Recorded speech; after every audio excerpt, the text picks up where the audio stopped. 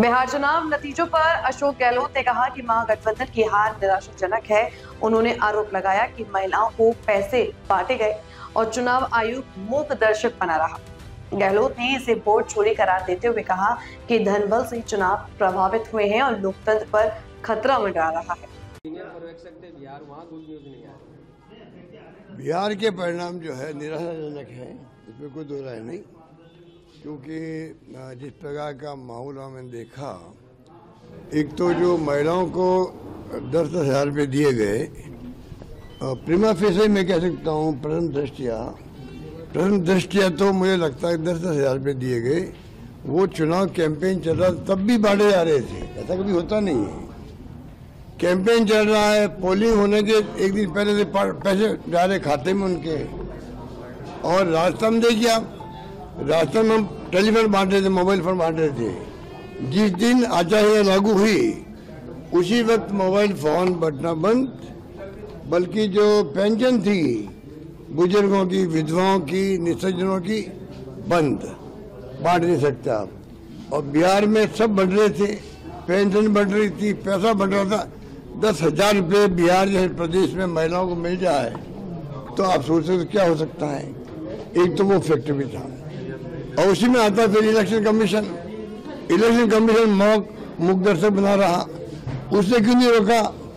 10,000 रुपये बढ़ रहे थे, चुनाव चलते हुए इलेक्शन कमीशन रोकना ही था, उसको रोका ही नहीं उन्होंने, रास्ते में रोक दिया। मोबाइल फोन बढ़ रहे थे, रोक दिया, पेंशन रोक दी, वहाँ कुछ नहीं कर रहे थे। इसका मतलब जो राहुल गांधी और लोग सब वोट चोरी की बात कर रहे थे, वोट चोरी क्या होता है? ये तो होता है, अगर आप निष्पक्ष चुनाव नहीं करवाते हो, रिगिंग होती है, बूथ कैप्चरिंग होती है मान लीजिए, या बेईमानी होती है, पैसा बट रहा है और चुनाव आयोग ने कोई तरह की कार्रवाई नहीं करी, मिली भगत थी उनकी, उनसे जो रूलिंग पार्टी थी। और नंबर 3, जो पैसे का धन का तो दुरुपयोग हो रहा आजकल, कोई सोच नहीं सकता। हम सोच नहीं सकते कैसे पैसे बढ़ते हैं दिफा बन करके। महाराष्ट्र में आप किसी को पता कर लीजिए कितने करोड़ रुपए दिए गए उम्मीदवारों को, 15 करोड़, 20 करोड़, 25 करोड़।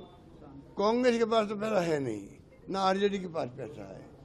तो जो डेमोक्रेसी के खतरे सामने हैं, चुनाव जीतना एक बात है, चुनाव जीत जाएंगे ये लोग, एनडीए गवर्नमेंट जीत जाएगी, बन जाएगी।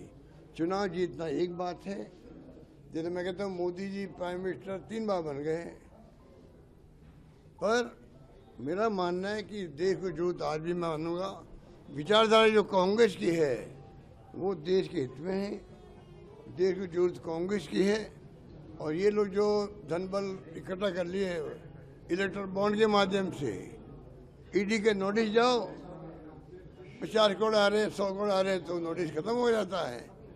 अब जाके सुप्रीम कोर्ट ने कहा नहीं, वो तो असंवैधानिक है आपके ये इलेक्ट्रल बॉन्ड, बंद कर दो। अरे बंद तो कर देंगे, पर जो पैसा इकट्ठा किया करोड़ अरबों रुपये, वो पैसा हमारे खिलाफ उपयोग करा, रोक क्यों नहीं रहो उसको? आप पैसे जमा करो पीएम रिलीफ फंड में। तो कहने में कई बातें कहने को है। आज प्रथम दृष्टया ही कह सकते हैं कि 10,000 रुपये महिलाओं को बटना, चुनाव आयोग का कोई रोक लगाना नहीं, पेंशन बढ़ती रही वहाँ पर, और पैसा खूब धनबल का प्रयोग हो। एक काम आप करके आए थे।